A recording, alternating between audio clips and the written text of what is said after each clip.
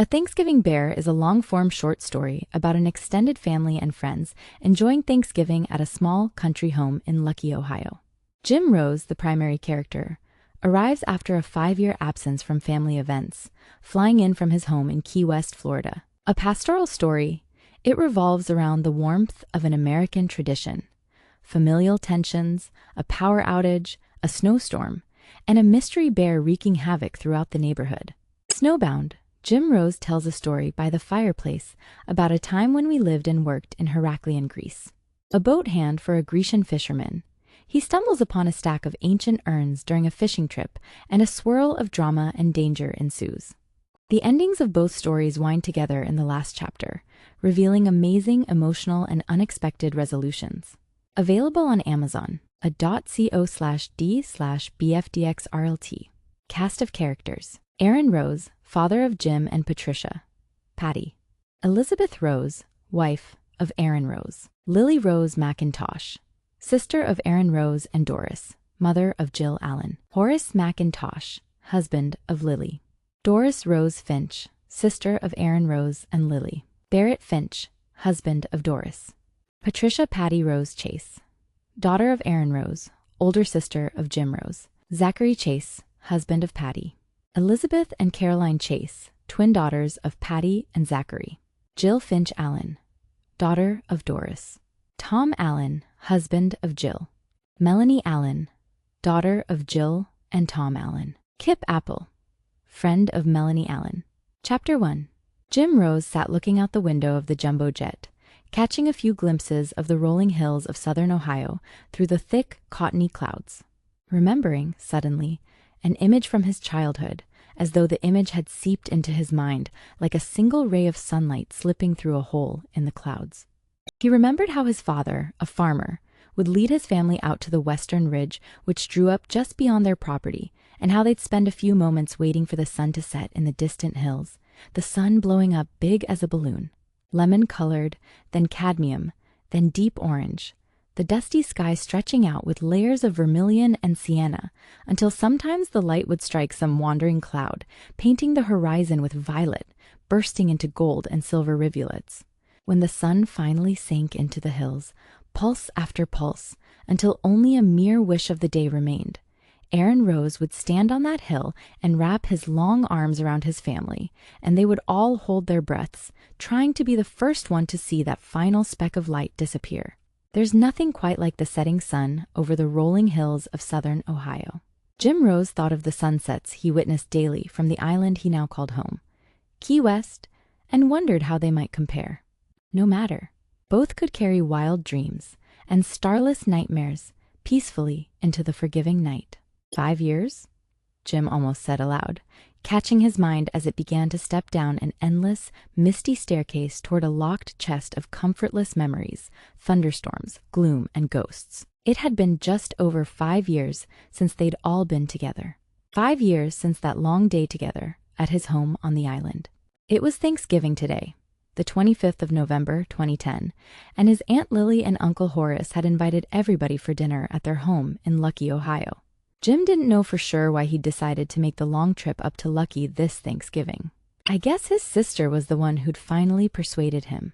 Patty had always been his guiding light, his lodestar in the night, pointing the way towards beauty, love, and redemption.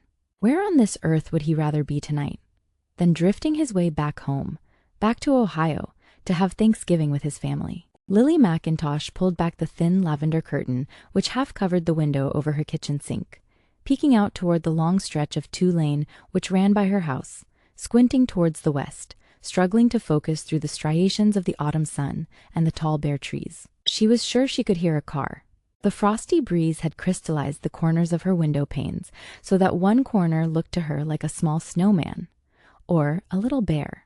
She squinted even harder, peering into the distance, her face so close she left a circle of condensation on the window pane, thinking she could hear the deep rumbling of some distant vehicle still well up the road, perhaps on their own road, Sugar Road. But there was no one.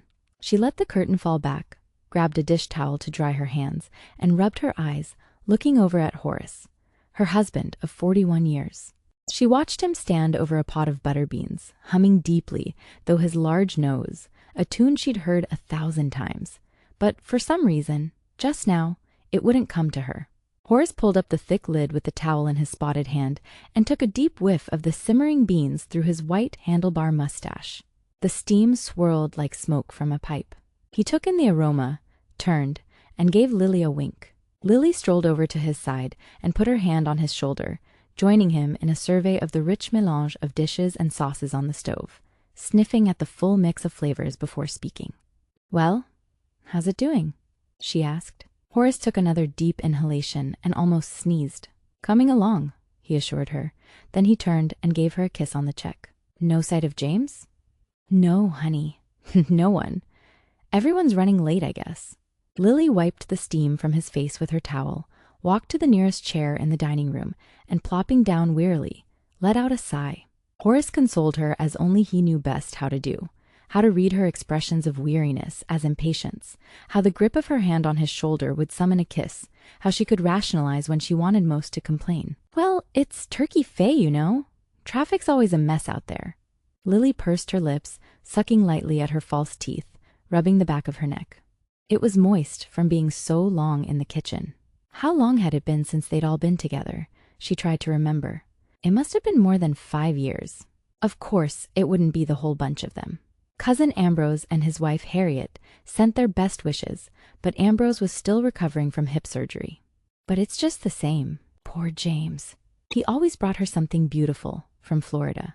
He had such warm brown eyes. And her sister Doris always thought he had the hands of a pianist. Long, slender fingers, delicate and yet firm. He had the kind of hands you could hold and all at once feel loved. No doubt about it. Jim Rose had certain gifts. Lily looked up at an old photo of the family on top of the buffet cabinet. She remembered how little Jim had once brought her a dandelion necklace when he was just a child, chasing his sister Patty through the fields and woods of her brother's farm in southern Ohio. It took a special eye to turn weeds into jewelry. She knew he'd always had trouble making the trip up from Key West. It was such a long way from Lucky, Ohio, and both he and Julia had always stayed awfully busy. Oh, poor James. When her brother had fallen and died, little Jim and Patty had moved in with Horace and her. Patty was 12, Jim but 10. Ariel, their mother, had died from pneumonia 6 years before. Brave? Well, Doris would surely say that little Jim was brave, standing erect and tall, eyes clear as quartz, looking over his father's grave on that gray and drizzly October morning. Aaron was the gentlest and wisest man Lily'd ever known. Almost everyone at the service had wept freely and fully, except the children. Jim held his sister's hand as they looked heavenward with simple prayers. Then Lily stepped to the window and took another peek down the road. Again, she thought she heard the sound of an approaching car, though when she took another glance she saw nothing but a few small specks of ice floating in the dim autumn light. There was a good possibility of serious snow before the day was done, and she crossed her fingers, hoping that Jim and Patty did not meet with unexpected delays. Patty and Zach were almost always late to gatherings. It was Patty's fault more times than not. Her constant hurrying to finish up one more project, make 2 more phone calls to a client, pick up a week's worth of dry cleaning, get the twins in matching outfits. She ran an ad agency in Chicago and had a good mind for numbers and the machinations of the subconscious. She was the bright one in the Rose family, and like all the Rose women, she knew how to get things done. As to why Patty and Jill had never hit it off, well, that was another story. Zachary Chase, Patty's husband, was about the quietest man Lily'd ever met. For a man who made his living putting together arguments about the law for the consumption of complete strangers, he sure lacked any kind of style. But around Patty, perhaps, it was just as well. Lily remembered. She was walking back into the dining room now, looking again at some of the old photos on the buffet cabinet, how James used to follow Patricia around their father's farm, mimicking his sister's postured confidence. Aaron Douglas Rose would have them out in the yard at sunrise during the warm months of summer, when most kids prefer to sleep until noon and slip off into an uncharted purposelessness through the remaining waking hours. Her brother was the most disciplined chap she'd ever run into, even including that soldier she dated briefly just after the war. If Aaron had just been born a woman, Lily mused. And she sucked at her false teeth, shook her head, and blew at the dust on the photograph of her brother Aaron sitting on the swing with wife Ariel. swinging back and forth ever so lightly with his clever foot. For once his face lit up with the flush of twilight and guarded romance, cheeks full as a squirrel. And then she looked closer, and she could swear Aaron gave her a wink, a single tear rolling down her cheek. Jim Rose looked out the jet window at the cottony clouds as the plane began its descent. He heard the fasten the seatbelt chime, and the voice of the attendant advising them that there might be turbulence ahead. Just then the plane bounced, regained its bearings, then bounced again. "Please bring all seats to upright," she said. "Secure your seat trays and fasten your seatbelts." Jim obeyed the directive, taking a glance at the elderly lady next to him, struggling to find her belt. Then he looked back out the half-open window, his mind on the other end of the universe. Though he'd spent many a day and night on rocking crafts, bouncing around in a jet at 30,000 feet was not a familiar routine. My, Mama," he said to himself as the plane bounced again, for some reason bringing to his mind a wistful memory. It was a vision of his wife, Julia, laughing at him on their sailboat in the middle of a thunderstorm just off Marathon Key. He dropped the boom sail in perfect time to a lightning strike on the water, less than a mile away. A second later, the thunder exploded around them, causing Jim to fall to his knees and wrap his arms around her. It was in such moments that Julia was at her most elegant and fascinating, her long blonde hair soaked with rain, her emerald green eyes alight with a glow like a calm harbor. Julia had a tiny silver streak in the iris of left eye, a beautiful flaw of genetics, which could both alarm and entrance new acquaintances. She put both hands on his face and kissed him, then looked heavenward to take it all in, full of life, with not a care in the world. How he missed her! Jim Rose could not express, not even silently to himself. As the plane caromed downward through the threatening air, Jim Rose opened the window shade for a full view, where he could take in the golden light of the sun striking the thunder tops, and he shed a single tear. Horace had moved into the den, and the TV had come on. There is no steering the iron hands of fate, Lily thought. We're all lucky just to live another day. She dried her hands with the kitchen towel and cleaned some dust from the small table beside Horace's recliner, staring across the room at nothing. Her mind had wandered so far away that the sound of cars coming up the driveway didn't register till the doors began slamming. She stopped and looked at Horace. His eyes were closed and his head had fallen over to his left shoulder. She wouldn't wake him. Instead, she made her way toward the garage, pressed the button to open the door, and stepped outside. In the driveway, Jim's sister Patty was exiting from their big Mercedes, along with her husband Zachary Chase and their 8-year-old twins, Catherine and Elizabeth. Doris, Lily's sister, had also arrived, having followed Patty from Cleveland. In her car was her husband, Barrett Finch, their daughter, Jill, their son-in-law, Tom Allen, along with Jill's 15-year-old daughter, Melanie, and her boyfriend, Kip Potter. All of them were stretching and yawning as they grabbed their bags and made their way groggily toward the house. "Well, Doris, how are you?" Lily asked, leading her sister into the den. Doris put her purse down and looked at Lily worriedly. There were always 7 premonitions of trouble for every word of hope from Doris Rose Finch. She could make a bishop think twice about the virgin's chastity before she let the matter be. She liked to think of it as an eye for detail. Others called her downright cynical. Perhaps only her husband knew the full truth. Or perhaps only he and Lily. "Oh, fine. I'm fine, you know. I've got to use the bathroom, honey," she announced, patting her sister on the arm as she dropped her coat over a kitchen chair and moved through the den to the hallway. Barrett collected everyone's coats, dropped them in a pile in the coat closet, then gave Lily a long hug. He moved into the middle of the kitchen, looking over the food in the pots on the stove, taking in the full aroma of the jalapeno cornbread. Tom and Jill Allen gave Lily a long hug. Then, as though in unison, they stretched their arms to the ceiling and let out a yawn. Tom's arm fell down around his wife's back, and Melanie and Kip started toward the den. "Melanie," Tom said in a deep voice, "introduce your friend." "Oh," she said, stopping momentarily. "This is Kip, Aunt Lily. Kip Apple." Lily smiled a half smile and gave Kip a wink. He was the one that had been in jail a couple of weeks back. "Hi," Kip said, awkwardly, waving as he slid from the kitchen into the den. Melanie shrugged her shoulders and followed him in, tossing her long red hair behind her. Doris Rose had been a bright redhead in her younger years. For a while, just after she married, she used to darken her hair, but now the colors of white and silver had taken solid residence in her thin and naturally curly scalp. Doris checked the rouge on her cheeks in the bathroom mirror and brushed a stray eyelash from her cheek. You could see in Melanie's long flowing hair some of that same strain of red, particularly when the light caught it from behind, as it did suddenly from the large window just to the left of the fireplace. Kip Apple stood looking for a moment at Horace, who was out like a possum, and had a touch of drool showing at the corner of his mouth. He shrugged, picked up the TV remote, and began working the channels. Other than football, there was nothing on but talk shows, nature documentaries, news, and infomercials. He scanned through the options, stopped at MTV, put the remote back on the coffee table, and sat cross-legged on the floor, not more than 4 feet away from the TV. Melanie stood with her hands crossed in front of her by the window, looking at Kip modestly. Just 13, she was a slender girl with sleek and soft features and lips like candy. The sun was golden in the loose hairs around her head.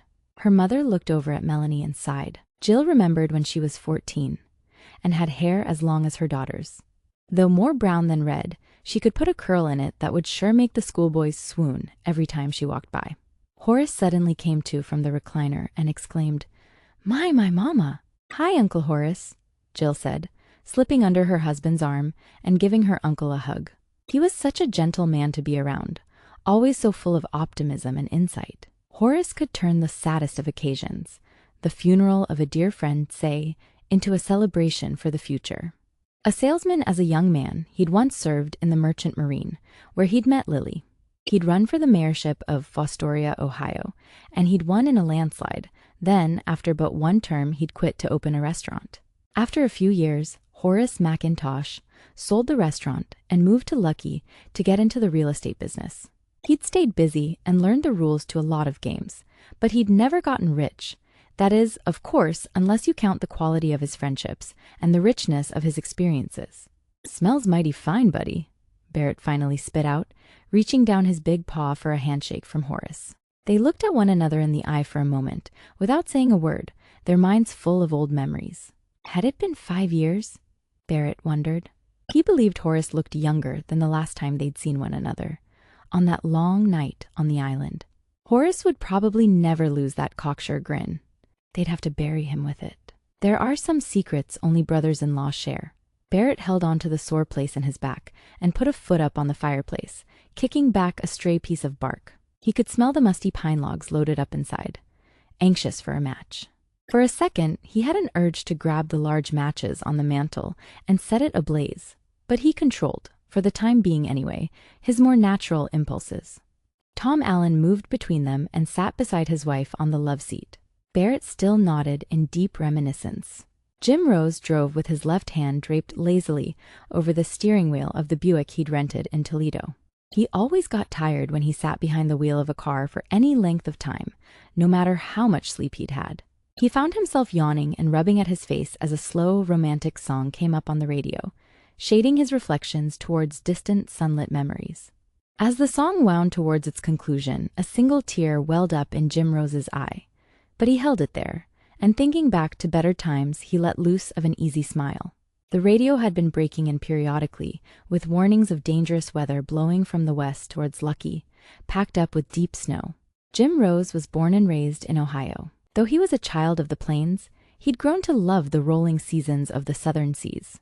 His father had taught the most important lessons of life: how to check vegetables for ripeness, how to protect crops from insects with soapy water, how to tend horses and mules.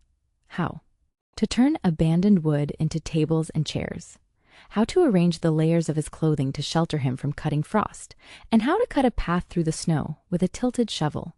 He saw a billboard as he left the little town of Dornbury, promoting Perriman's hardware and appliance, and laughed. He'd once shoplifted a pair of pliers from Perriman's for no other reason than he could. When his dad found out about it, he made him return the pliers and sweep the floor of the hardware store every night at closing for 2 weeks. "Doris," Patty said, "what are you up to now?" "Patricia, darling, you have not changed a day. You like my new do, Aunt Doris?" Patty tossed her head, shaking out her short, silky hair, the color of autumn. The twilight caught the deep auburn in her brown strands and made the color light up for a moment, reminding Doris that for all her faults, Patricia was still a rose woman.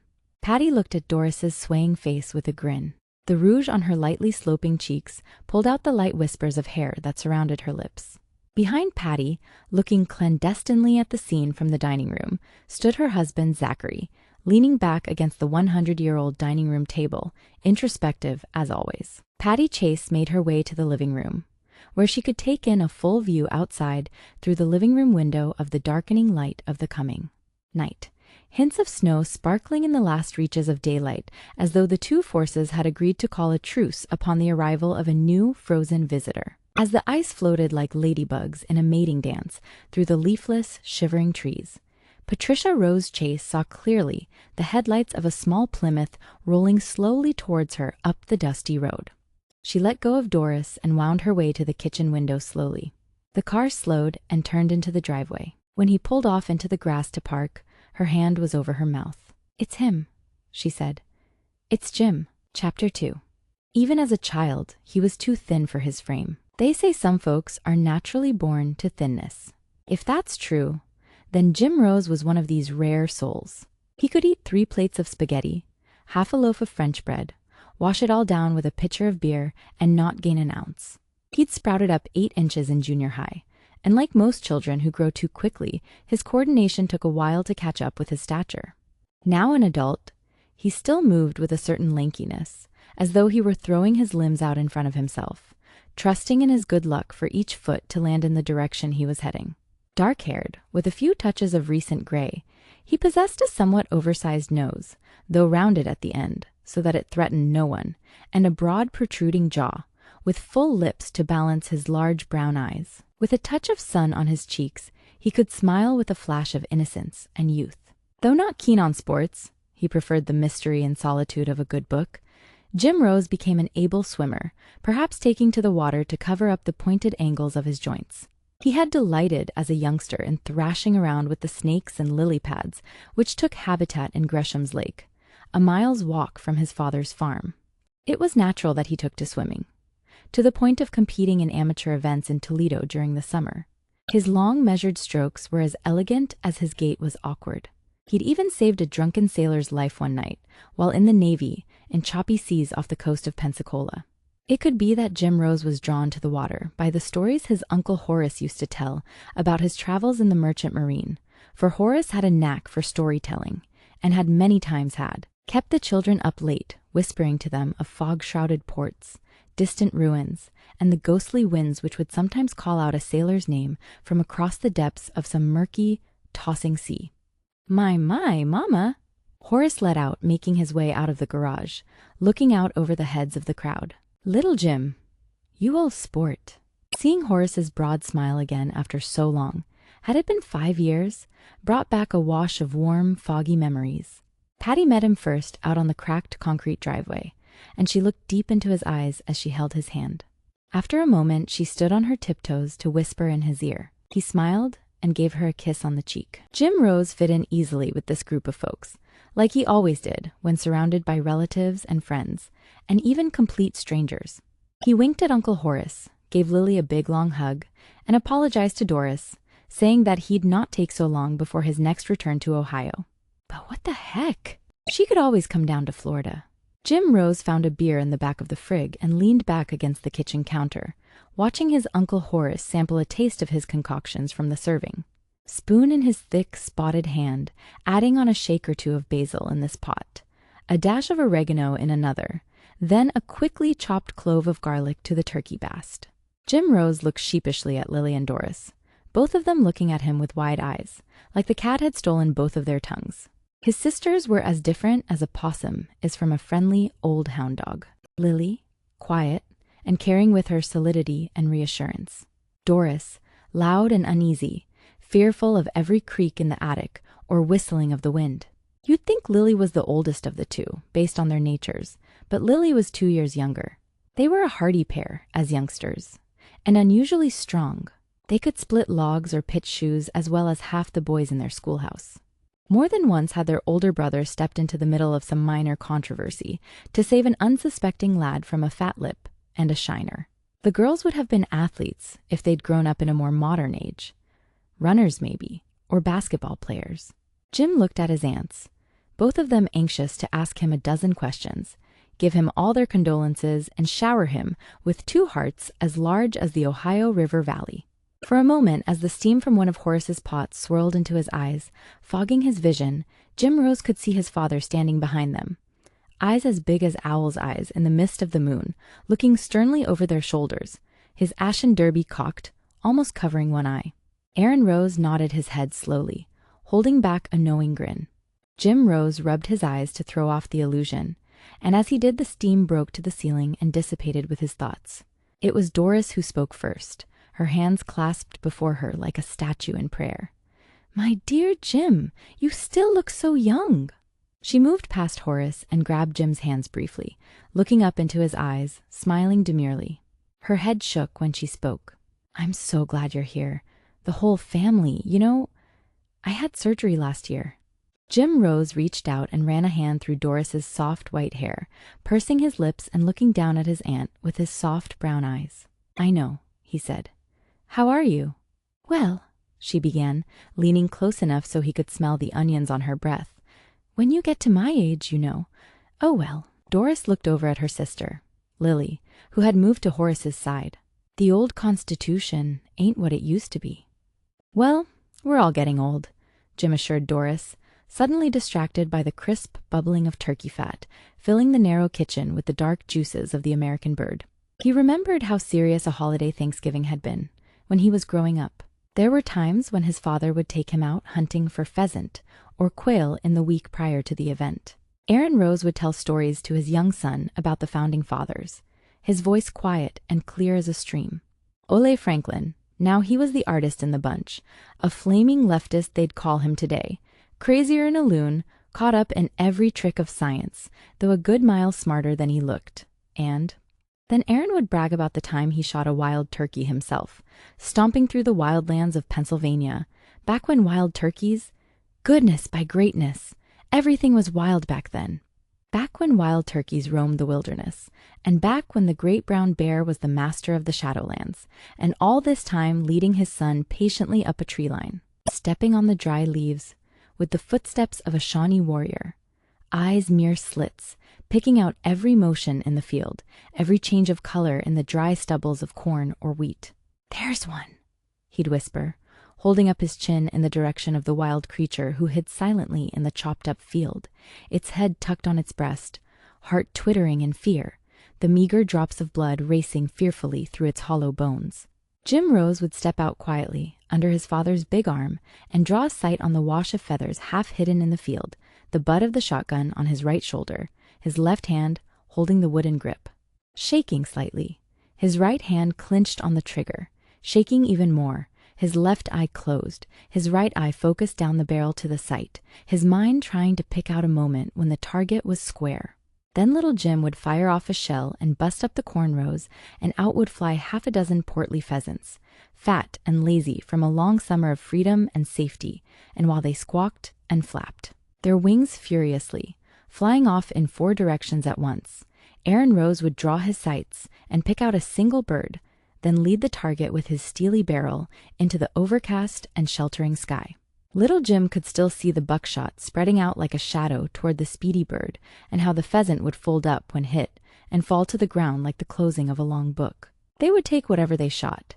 Aaron Rose would never shoot more than what he planned to cook, and they'd clean it out back in the barn, little Jim standing patiently by his father as he dressed and cooked the harvest. Aaron Rose never allowed Patricia to hunt with them. He considered it unnatural for a woman to shoot a rifle.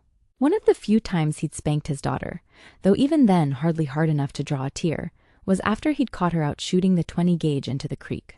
He'd heard the sounds of gunfire in the woods, just to the east of the cornfields, and he'd guided the tractor down to the edge of the woods.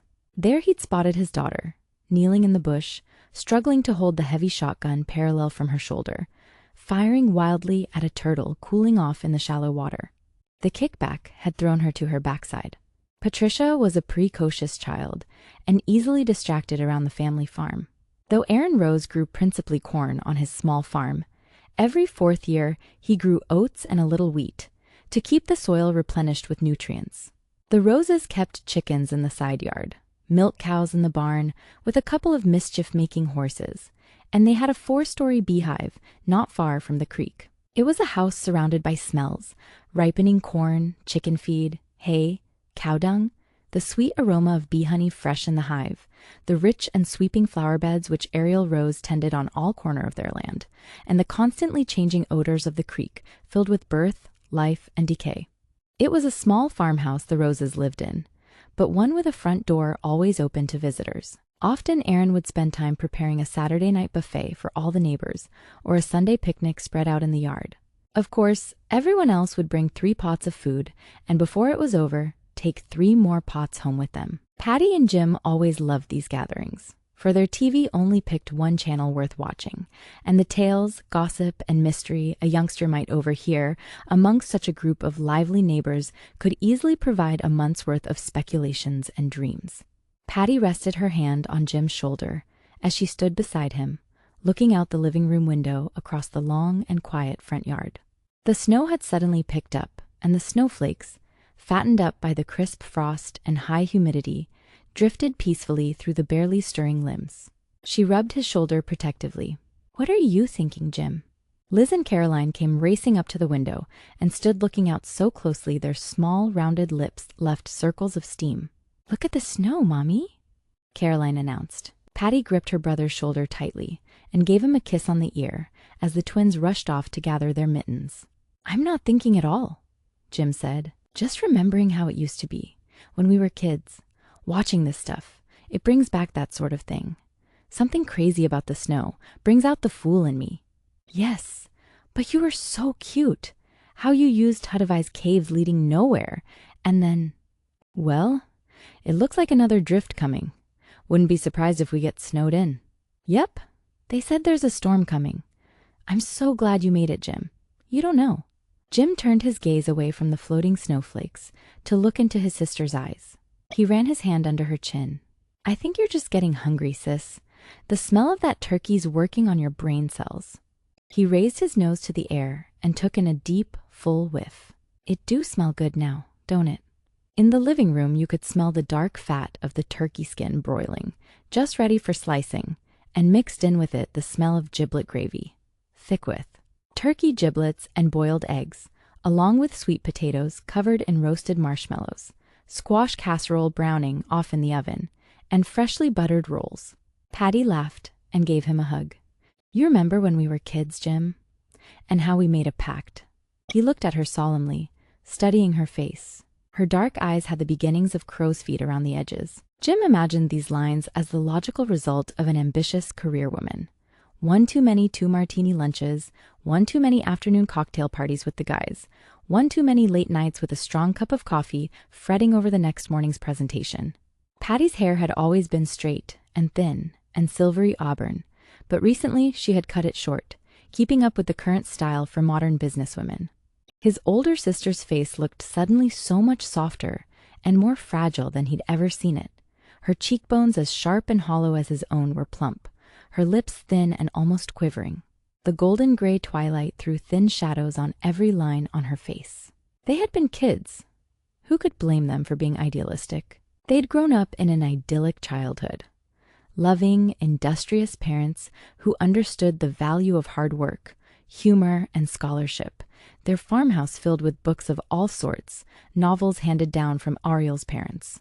Tess of the D'Urbervilles, Anna Karenina, a Connecticut Yankee in King Arthur's court, all leather-bound and printed in the late 1800s, books on history and philosophy, geography books so old the maps were yellowed. On a calm spring afternoon, they'd haul their cosmopolitan atlas, big as a suitcase, so large they'd have to take turns carrying it, around to the grassy spot just at the northeast boundary of their land, beside them a slow and steady creek. In their dreams, they were king and queen of every distant protectorate. Patty was a suspicious child. She heard doubts in every sudden breeze. Perhaps it was her natural curiosity. Often, she'd sit up late at night after the whole family had retired, and she'd lay out on the sofa or in front of the fireplace, pushing desperately before the morning light infringed on her solitude to get through whatever book she'd happened to come across. Jim kidded her often, but insincerely, for not a day later he'd sneak off with the same thick-page treatise and curl up in the barn with the afternoon light as thick and orange as the light from a jack-o'-lantern, wriggling to find a soft spot in the hay where the light would drift down through the loft doors, his thoughts slowly and surely rising upwards with the updraft of the tale. Jim Rose believed in Huck Finn. He knew, in a sheltered corner of his mind, that every dream had an angel watching over it.